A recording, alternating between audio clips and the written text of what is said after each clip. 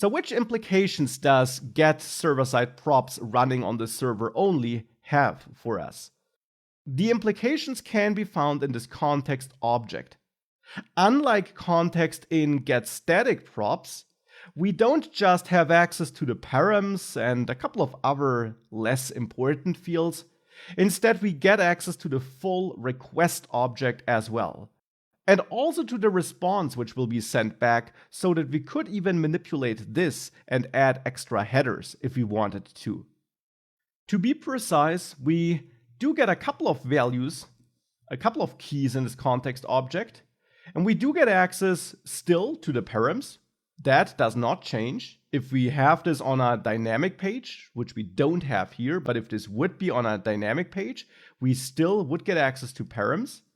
But in addition, as mentioned, we also get access to the request object and the response object.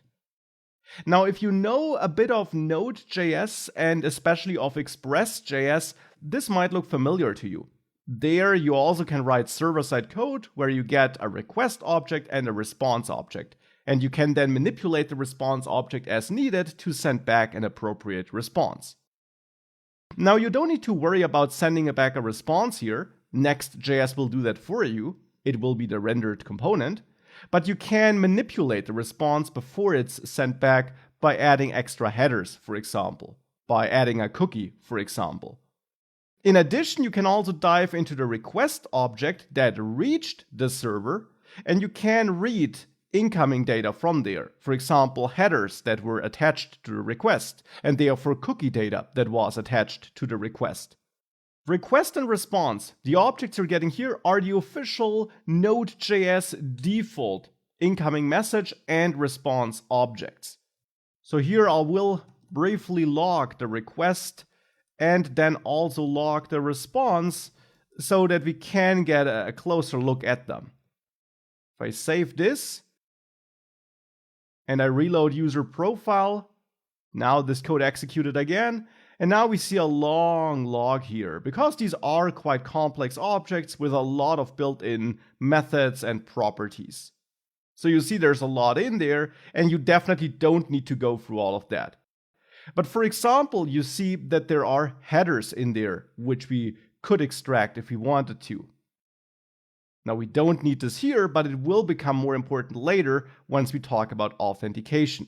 Now I will quit this here and not go through all of that, but you can definitely take a close look at that.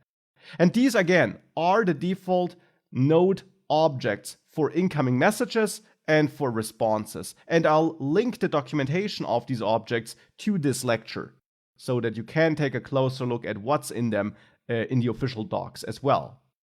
And getting access to this kind of data can sometimes be important if you, again, for example, need special header or cookie data.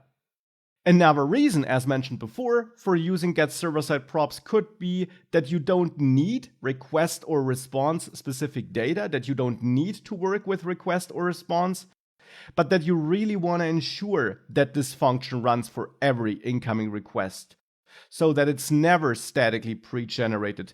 Because, for example, you have highly dynamic data, which changes multiple times every second, and therefore you know that any old page you would be serving would already be outdated. That could be another reason for using getServerSideProps. But as you see, using it is simple. You can still write any server-side code in there. You can still reach out to the dummy backend JSON file as we did it before, for example. And you still return the props for the component function in the end. The only key difference is the kind of data you get access to in the context and the timing of this function.